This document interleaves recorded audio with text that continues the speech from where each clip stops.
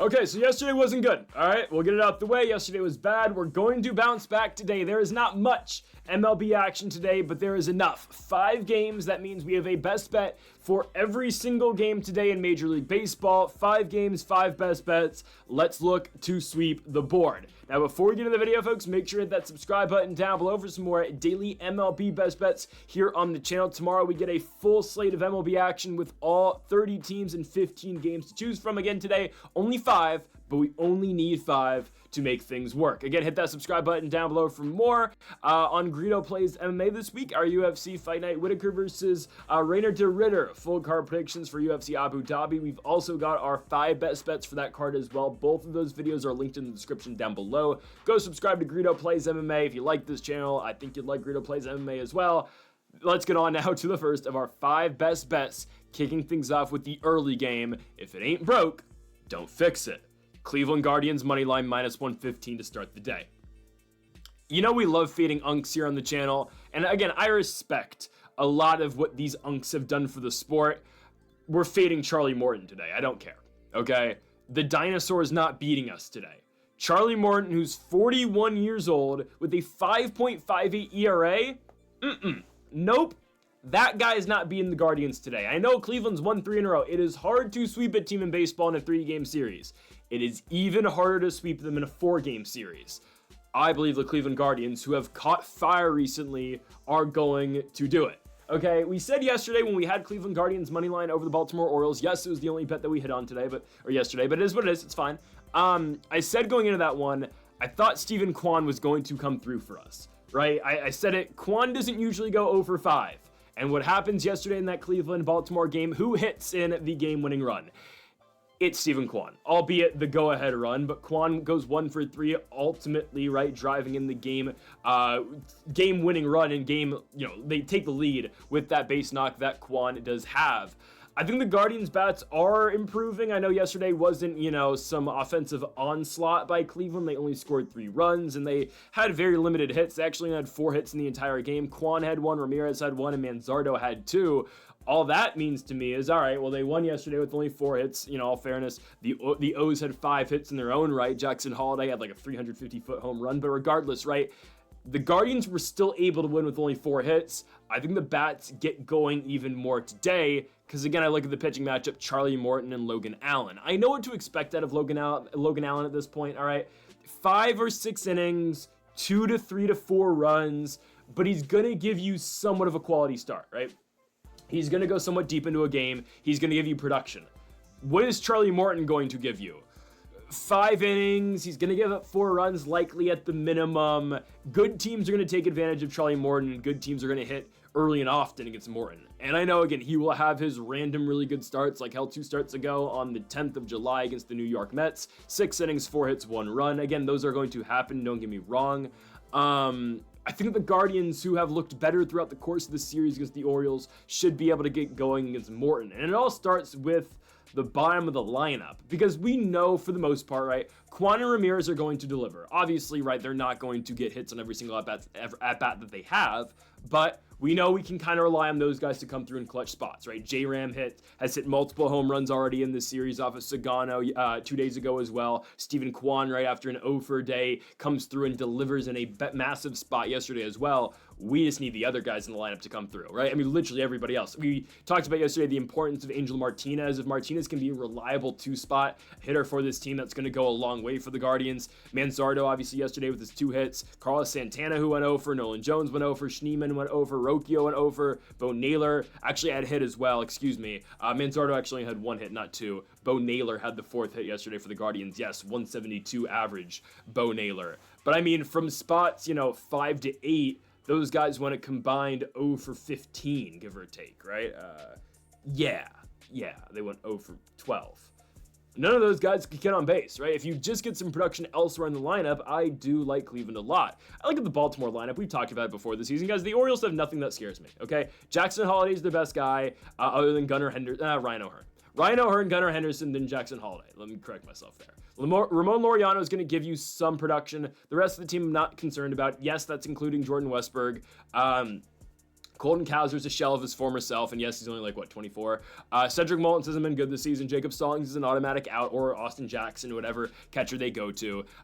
There's just so many automatics. Alex Jackson, excuse me. There are just so many automatic outs in this Baltimore lineup, and no, is Logan Allen a premier pitcher in baseball? He's not, but he's just good enough, and he's serviceable enough. I think the lefty's going to have a really good day today. Again, there's a lot of matchups that favor Cleveland in this spot, right? If I were to pick, right, do I want to throw a southpaw, or do I want to throw a righty against the Baltimore Orioles? What am I throwing? I'm throwing a lefty, right? The three best guys that we named from the Baltimore Orioles, Jackson Holliday, Gunnar Henderson, Ryan O'Hearn, they're all left-handed hitters. And sure, again, for the most part, these are major league hitters. These are very good hitters, right? They're going to overcome that. However, I'm going to take my chances lefty-lefty splits with these guys compared to a righty. And obviously, right, we get Logan Allen, who is a serviceable left-handed pitcher, and that dinosaur unk is going today, Charlie Morton. I believe the Guardians are going to be able to take advantage. I'm going Cleveland Guardians money line today. Yes, I think they're able to complete the sweep against the Baltimore Orioles, minus 115 for the Cleveland Guardians to kick today off. Move on now to our second best bet of the video. We've got a matchup here in Detroit, Michigan.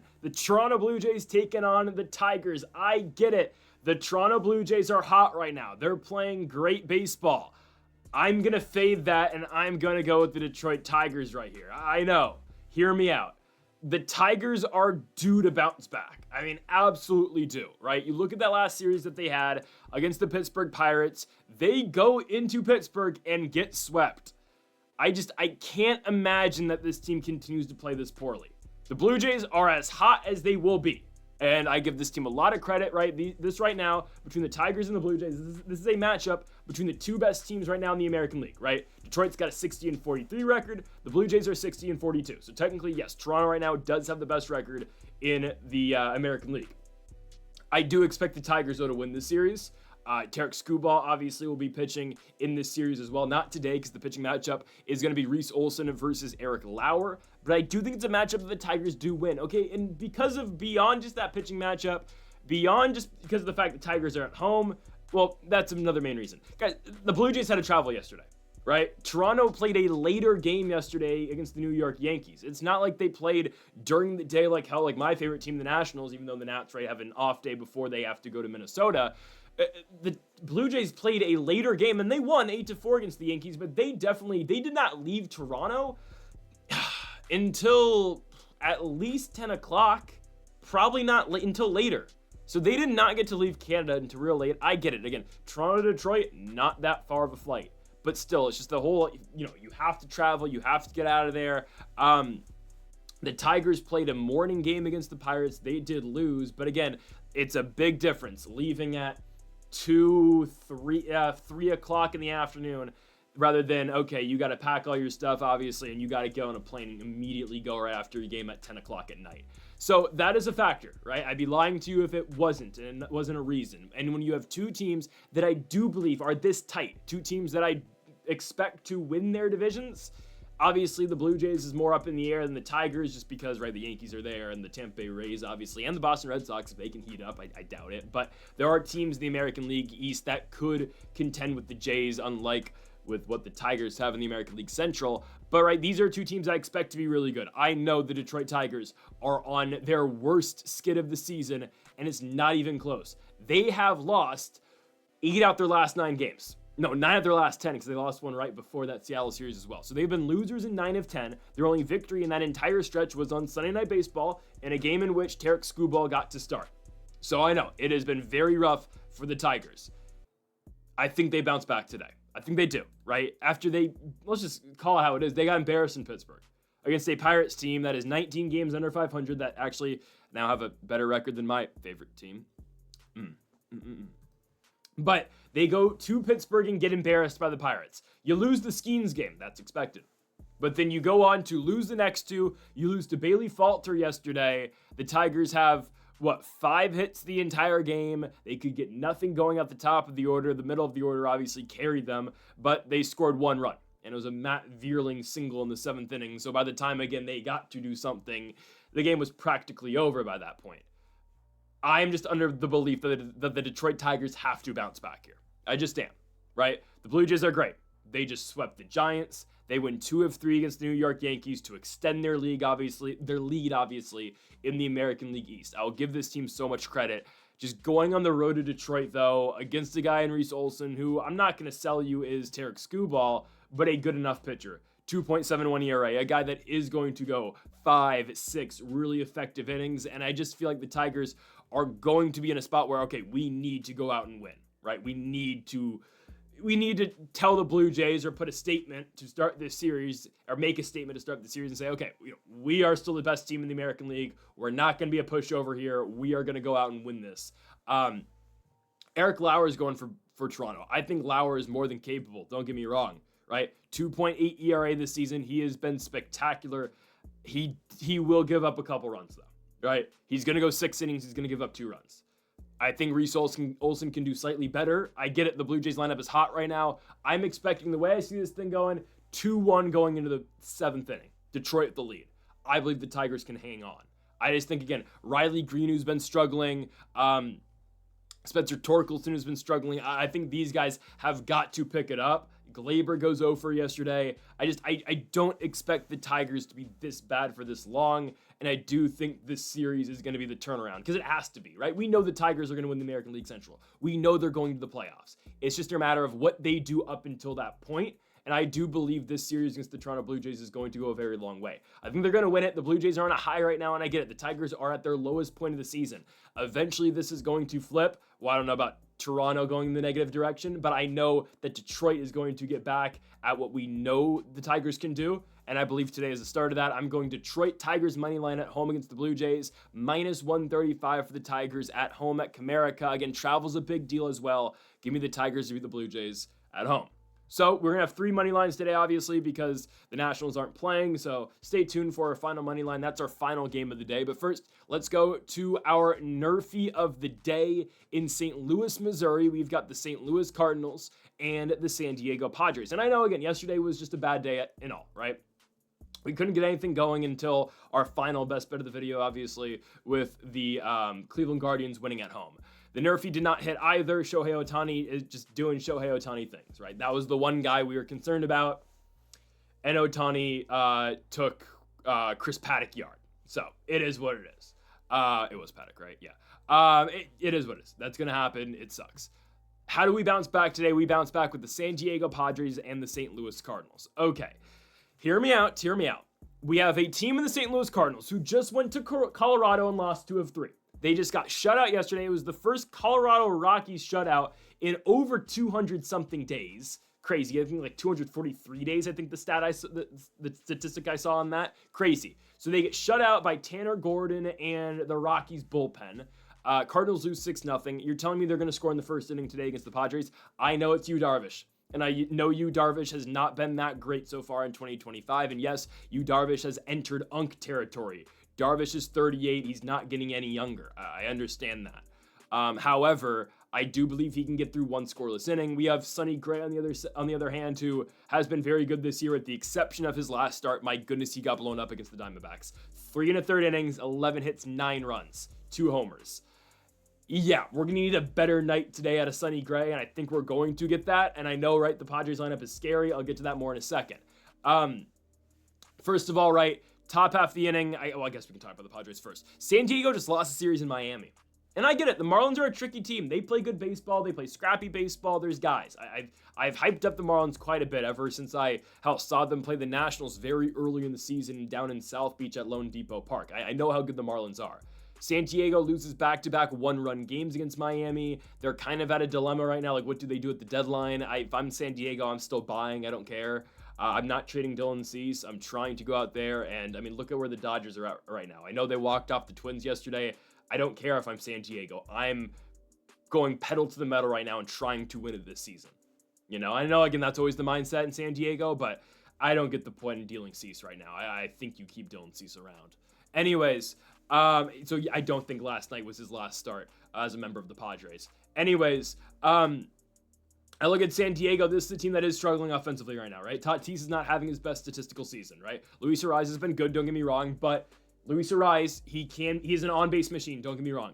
Luis Arraez is probably not going to burn you for extra bases. He's probably just going to slap one and get a ball down, okay? So worst case with Luis Arraez, it's a single. Manny Machado's been hitting. He's been on fire this season. Bogarts and Gavin Sheets were batting in the 4 and the 5. They kind of alternate most nights. And then right now they've got Jackson Merrill in the 6. I believe Sonny Gray, who's an all-star pitcher, who's an all-star caliber pitcher, is going to be able to manage his way through this lineup, at least in the first inning. The trickier part to me is 100% with Yu Darvish. However, the St. Louis Cardinals lineup just isn't very good, right? They just got shut out by the Colorado Rockies. And sure, you can make the case they're due to bounce back. I'm just going to make the case that they are not due to bounce back in the first inning. Okay? And the Cardinals, they're a weird team. They are. Because on paper, they're not great. They're still a game over 500, right? They can burn you if you don't take them seriously. But Yu Darvish just has to get by Brendan Donovan, Ivan Herrera, and Alec Burleson. And by far, those are their best 3 hitters. Because from there, it goes Contreras, Arenado, Wynn, Walker. Like, it's a very steep fall off from those top 3 guys. I understand. We just need Yu Darvish to give us 3 outs, okay? I don't care how he gets it, by hook or by crook. I just need Yu Darvish to get through it, okay? And I am under the belief that Yu Darvish, who is 38 years old, pitching in, another year, obviously, professional baseball, I am a big believer in the fact that I do believe that it takes time for Darvish to get going. 3 starts this season, right? Came back against the Diamondbacks on July 7th, goes 3 2/3 innings. Against the Phillies on July 12th, 4 2/3 innings. His last start in a loss, actually, in D.C. to the Washington Nationals, Darvish goes 5 innings. Again, his numbers aren't the greatest. His ERA this season is 6.08. I completely understand that. However, what I'm going to, really hone in on here is the fact that Darvish is going longer in each of the starts that he's pitching, right? He is getting deeper into games. He's, becoming more confident, I believe, here in 2025, and I think that's all that matters. And he gets to take on a lineup that just got shut out at Coors Field against the 26-win Colorado Rockies. Like, the Nationals, they had their struggles against the Rockies. They never got shut out. We just get shut out by Nick Lodolo and Eric Fetty, who just got DFA'd by the St. Louis Cardinals. Give me the Nerfy here today from St. Louis, Missouri. Sonny Gray and Yu Darvish, the Unks are going to come through. 6 outs. Let's get it done. -115 on the odds today for our Nerfy. Let's go on to our 4th best bet of the video. It is our best player prop of the day. I am going to go with Jacob Wilson today on the over 1.5 total bases as the Athletics stay on the road in Texas, this time though against the Houston Astros. Okay, pitching matchup, Jason Alexander versus Jacob Wilson. Alexander obviously going today for Houston. This is a guy who I guess is going to go deep in this game. I don't know, right? He is a relief pitcher, but his last start in Sacramento against the Athletics was really good. The former Athletic Jason Alexander against the A's back on June 17th went 6 innings, 3 hits, 3 runs. He was previously with the Athletics this season. The Astros are using him some out the pen and starting him some as well. I believe, the 2 games that he's pitched, he started one, he came out the bullpen for the other. He's obviously starting today. I think the A's have to be better against this guy. Guys, Jason Alexander, the reason why he got dropped from there, he got DFA'd from the Athletics, is because his ERA was 18 and he had a 34.7 ERA in the month of May. Okay? And albeit he was pitching against the Dodgers in a 19-2 loss eventually for the Athletics, but there was a reason the A's didn't want him around. And the A's don't have a good bullpen at all. They don't have good pitching at all, right? It's been so far so good for Alexander with the Astros, though. I just think it's going to be different today, right? If I had to pick a side on the money line today, I'm actually going with the Athletics, right? I don't believe Jason Alexander is going to be able to put together a good start today. I don't think so. I think the A's are going to attack early in counts. I do believe Jacob Wilson obviously is a huge reason for that happening. And also Luis Severino pitches better on the road. So I think everything kind of sets up for the A's to win on the road today. Again, that's not an official best bet, but it is what it is. I do think Jacob Wilson's going to be able to get 2 hits, and that's basically where I'm going here.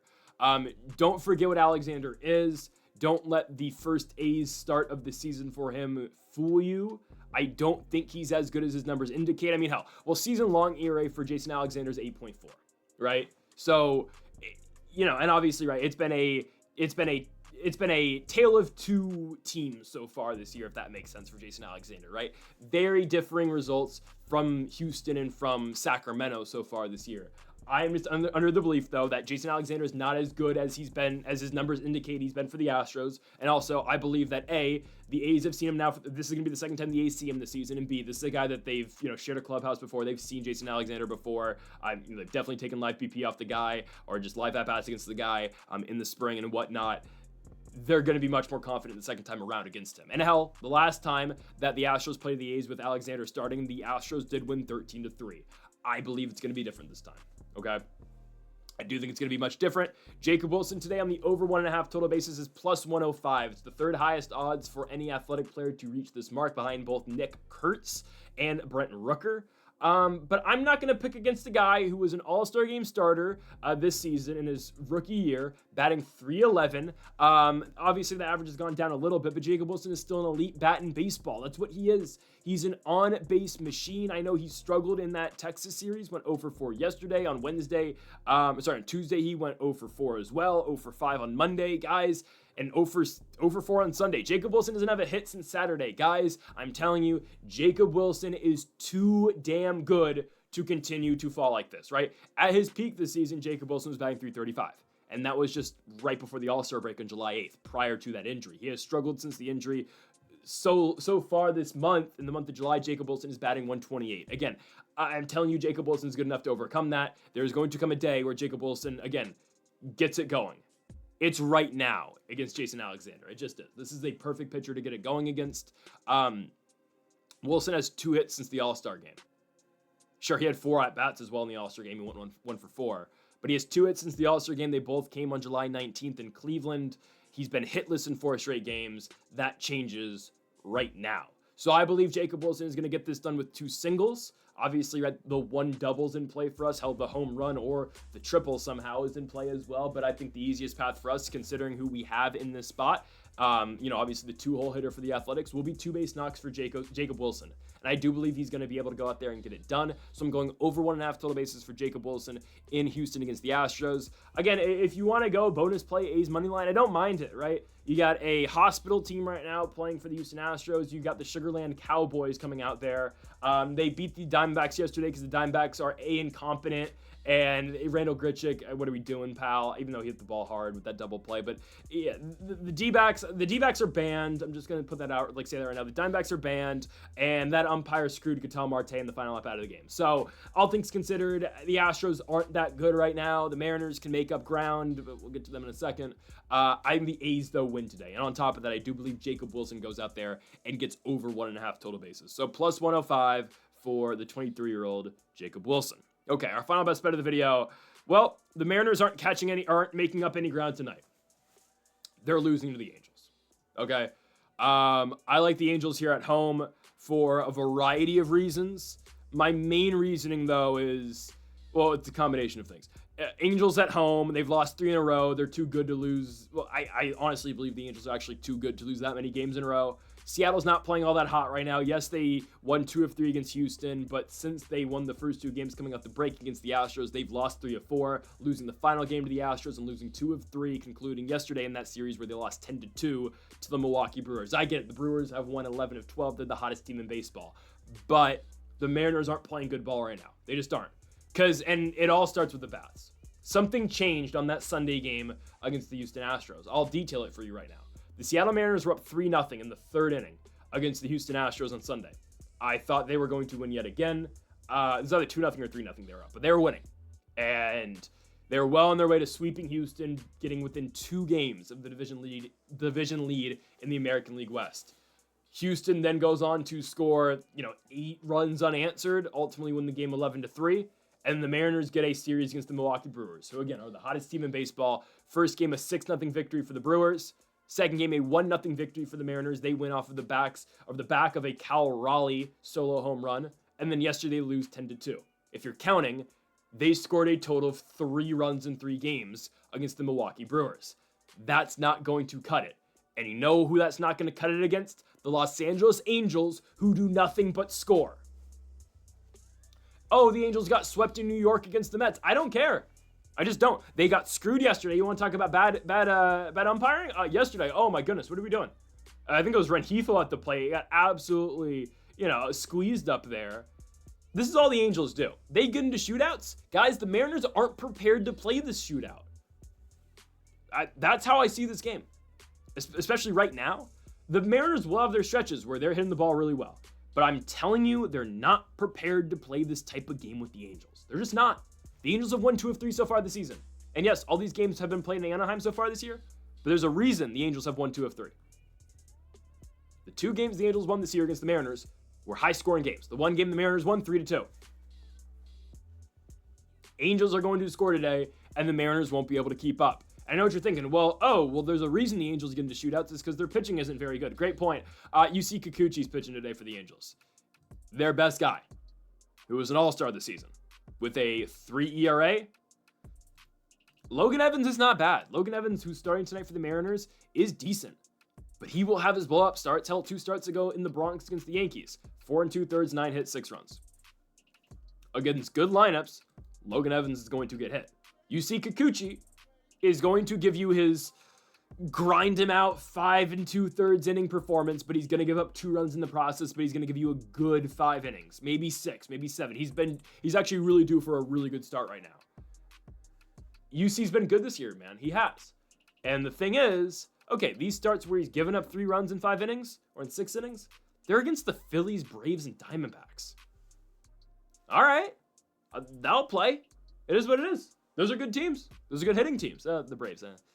D-backs and Phils. The D-backs are incompetent because their pitching's incompetent. Kevin Ginkel. Can't field a bunt. What are we doing? But offensively, yeah, those teams are good. Okay, that's fine. The Mariners are not good offensively right now. There's something wrong with this team with the bats, and they go through their stretches. They're absolutely going through it right now. Nobody's hitting the ball well right now.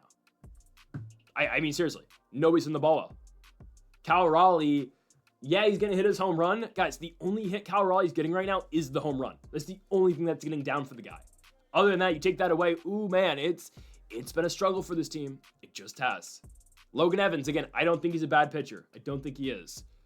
But I look at this Angels lineup that I've been big on all season long. They just play better in Anaheim, too. They just get into these shootouts. I don't know, man. It is a good lineup. Zach Neto, Nolan Shawnuel, Mike Trout, Taylor Ward, Joe Adell. They are just guys who battle. Luis Rengifo. There are these older bats. I'll put Trout in that category kind of now. I mean, they've got the young, what I'm getting to, they got the younger guys, Neto, Shawnuel, and Joe Adell's still kind of young, but they've got the veteran bats who just do work as well, and they're a tough team to deal with. And I get it. What holds the Angels back and the reason why they're 4 games under and not in the playoffs right now is because they're pitching. If they had better pitching, I firmly believe the Angels would be in the talk right now. They actually are. They're like 5 games out the playoffs. I'm actually really cheering for the Angels to make the playoffs just because who doesn't want to see Mike Trout play October baseball? It's not going to happen, but the reason why they're not even closer to that is because their pitching sucks. Their best relievers, Reed Detmers probably, Kenley Jansen. They have no good bullpen arms. They just don't. Hunter Strickland still pitches for this team, at least as of a couple weeks ago. I think he's still pitching for this team. I haven't seen Hunter Strickland in a minute. But still, like, they don't have good bullpen arms. Bachman, Eder, who the hell's Eder? Like, just, who are these guys? But the thing is, that's not going to matter today because they're playing the Mariners who can't swing the bat. We're fine. Los Angeles Angels money line in Anaheim, -120 at home against Seattle. I firmly believe they're going to go out here and get this done. So, folks, thank y'all for watching our 5 best bets today for July 24th with the MLB. If you haven't yet, though, make sure to hit that subscribe button down below for more. And Mamba forever.